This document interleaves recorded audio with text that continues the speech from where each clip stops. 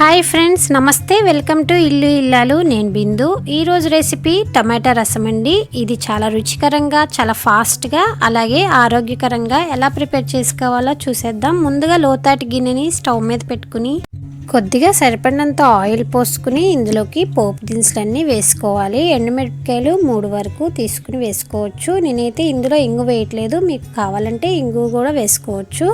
So ఇందులో ఒక 2-3 రెమ్మల కరివేపాకుని వేసుకున్నాను. అవి వేగిన తర్వాత ఉల్లిపాయలని 3 తీసుకుని ఈ విధంగా తరుక్కోవాలండి. ఇవి మరీ సన్నగా కాకుండా మరీ లావుగా కాకుండా మీడియం సైజుగా తరుక్కోవాలి. ఇందులో 3 పచ్చిమిరపకాయలు కూడా వేసుకున్నాను.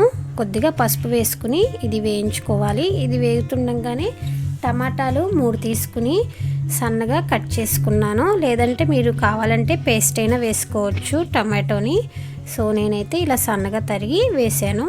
ఇలా అన్నీ వేసి వేయించుకున్న తర్వాత కొద్దిగా పుదీనా వేసాను. మీ దగ్గర ఉంటే వేసుకోవచ్చు, లేదంటే స్కిప్ చేయొచ్చు, ఎందుకంటే ఆ ఫ్లేవర్ బాగుంటుంది కాబట్టి.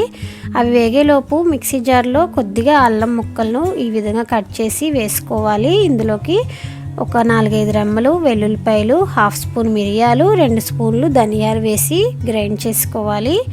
ఇది ఇలా మెత్తగా కాకపోయినా ఇలా పలుకు పలుకుగా ఉన్నా పర్వాలేదు. ఇది ఒక 2 స్పూన్ల వరకు వేసుకుని ఇందులోకి నేను హిమాలయన్ సాల్ట్ తీసుకున్నాను. పింక్ సాల్ట్ అంటారు కదా, లేదంటే రాక్ సాల్ట్ అయినా వాడుకోవచ్చు.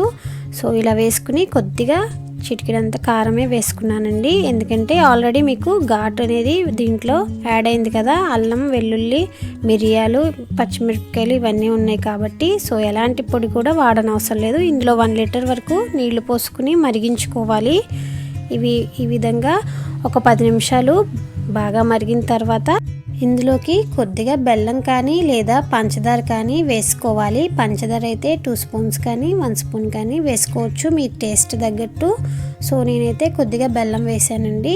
ఇది బెల్లం వేసిన తర్వాత ఒక 5 నిమిషాలు మరిగించుకున్న తర్వాత ఇందులోకి లాస్ట్లో నిమ్మరసాన్ని యాడ్ చేసుకోవాలి. నిమ్మరసం పులుపుకు తగ్గట్టు మీరు 1/2 చెక్క కానీ ఫుల్ సైజ్ కానీ పిండుకోవచ్చు అనమాట. ఇందులో కొత్తిమీర వేసుకుని సర్వ్ చేసేసుకోవచ్చు. సో చాలా ఈజీగా క్విక్గా ఈ రసాన్ని ప్రిపేర్ చేసేసుకుని, ఇది జలుబు వచ్చినా జ్వరం వచ్చినా ఈ రసంని వేడివేడి అన్నంలో తింటే మీకు చాలా రిలీఫ్గా ఉంటుంది, చాలా టేస్టీగా కూడా ఉంటుంది. సో మీరు కూడా మీ ఇంట్లో ట్రై చేసి మీ ఫీడ్బ్యాక్ని కమెంట్ చేయండి. ఈ వీడియో మీకు నచ్చినట్లయితే లైక్ చేయండి, షేర్ చేయండి, సబ్స్క్రైబ్ చేయండి. Thanks for watching.